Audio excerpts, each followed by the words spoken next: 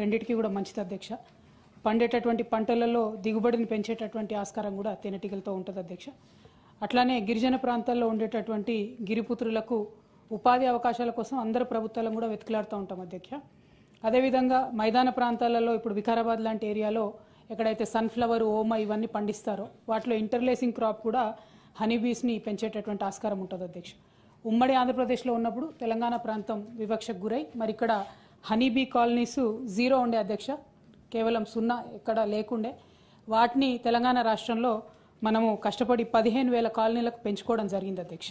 So ఇప్పుడు గౌరవ మంత్రివర్యులని మేము రిక్వెస్ట్ చేసేది ఏంటంటే ఈ హనీబీ కాలనీస్ని ఎస్పెషలీ ఆసిఫాబాద్, భద్రాచలం ఇట్లాంటి ఏరియాస్లో కనుక పెంపకం చేసినట్టయితే చాలా మంచి రిజల్ట్ ఉంటుంది. అట్లానే గిరిపుత్రులందరూ కూడా సహాయం చేసినట్టు ఉంటుంది అనేటటువంటి ఒక ఆలోచనతో అడుగుతా ఉన్నాం అధ్యక్ష. అట్లానే నల్గొండ బత్తాయి తోటలు ఎక్కువ ఉంటాయి అధ్యక్ష తమ సొంత జిల్లాలో. మరి అక్కడ కూడా ఇంటర్లేసింగ్ క్రాప్గా ఇది పనికొచ్చేటటువంటి ఆస్కారం ఉంటుంది కాబట్టి గౌరవ మంత్రివర్యుల్ని దీని మీద శ్రద్ధ పెట్టవలసిందిగా నేను రిక్వెస్ట్ చేస్తున్నా అధ్యక్ష. అట్లానే నేను ఇంకొక ప్రశ్న అడిగాను అధ్యక్ష, పట్టు పరిశ్రమకు సంబంధించి అంటే మల్బరీకి సంబంధించి చేయాల్సినటువంటి సాగు గురించి అడగడం జరిగింది అధ్యక్ష. దానిలో కూడా శోచనీయమైనటువంటి అంశం ఏంటంటే మా నేతన్నలకు రైతన్నలకు పనికొచ్చేటటువంటి అంశంలో కూడా ప్రభుత్వం మరి 16 కోట్లు బడ్జెట్లో పెట్టింది కానీ ఏమాత్రం కూడా రీసెర్చ్ ఇన్స్టిట్యూట్ పెట్టేటటువంటి ఇంట్రెస్ట్ లేదని చెప్పడం కొంచెం శోచనీయం అధ్యక్ష. అంతకుముందు కేసీఆర్ గారు అధికారంలో ఉన్నప్పుడు ఉమ్మడి ఆంధ్రప్రదేశ్లో సాగు లేకుండే అధ్యక్ష, మల్బరీ సాగు పూర్తిగా లేదు. దాన్ని మరి 13,000 ఎకరాలకు పెంచుకోవడం జరిగింది అధ్యక్ష.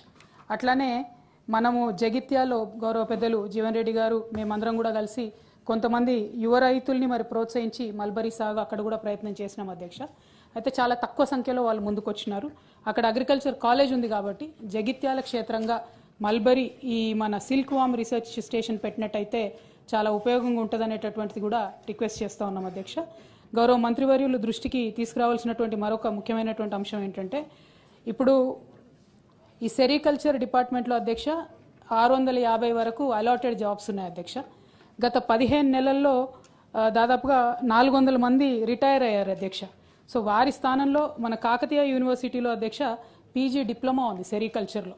అక్కడ ఉన్నటువంటి పిల్లలకి ఉద్యోగాలు ఇవ్వాల్సిందిగా కోరుతా ఉన్నాం అధ్యక్ష. వాళ్ళు కూడా ధర్నాలు, దీక్షలు చేసేటటువంటి పరిస్థితిలో ఉన్నారు కాబట్టి ఈ కాకతీయ యూనివర్సిటీలో ఉన్నటువంటి పిల్లలకు ఇది ఇవ్వాలని కోరుతా ఉన్నాం అధ్యక్ష. అట్లానే ఇంకొక తమ దృష్టికి తీసుకురావాల్సింది రీలింగ్ ఇండస్ట్రీ అని ఉంటుంది అధ్యక్ష. ఆ రీలింగ్ ఇండస్ట్రీలో నుంచి మనము పట్టు తీసుకోవడం జరుగుతుంది అధ్యక్ష. మీ అందరికీ తెలుసు పోచంపల్లి, ఇక్కత్తు, గద్వాలు, నారాయణపేట వీటన్నిటికీ కూడా మనకు జిఐ ట్యాగ్ ఉంది అధ్యక్ష. ఆ జిఐ ట్యాగ్ ఉన్నటువంటి ఈ చోటంతటి కూడా మనం బెంగళూరు నుంచి మరి పట్టును ఇంపోర్ట్ చేసుకుంటా ఉన్నాం అధ్యక్ష. దానివల్ల పట్టు చీరలు నేసేటటువంటి నేతన్నలకు కూడా అదనపు భారం పడుతూ ఉంది అధ్యక్ష.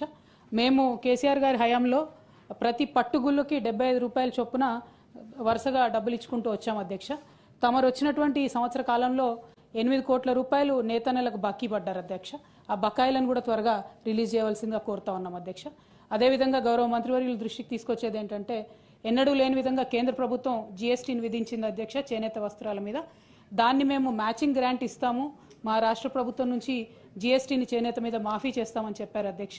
మరి గత సంవత్సర కాలంలో ఆ ప్రపోజల్ని ఏం చేశారు? ఈ సంవత్సర కాలంగా మరి నేతన్నలు కట్టినటువంటి జీఎస్టీకి రాష్ట్ర ప్రభుత్వము మళ్ళా రియంబర్స్మెంట్ ఇస్తుందా ఏంటి అన్నటువంటి అంశాలని కూడా చెప్పవలసిందిగా నేను కోరుతా ఉన్నాను అధ్యక్ష. Honourable minister.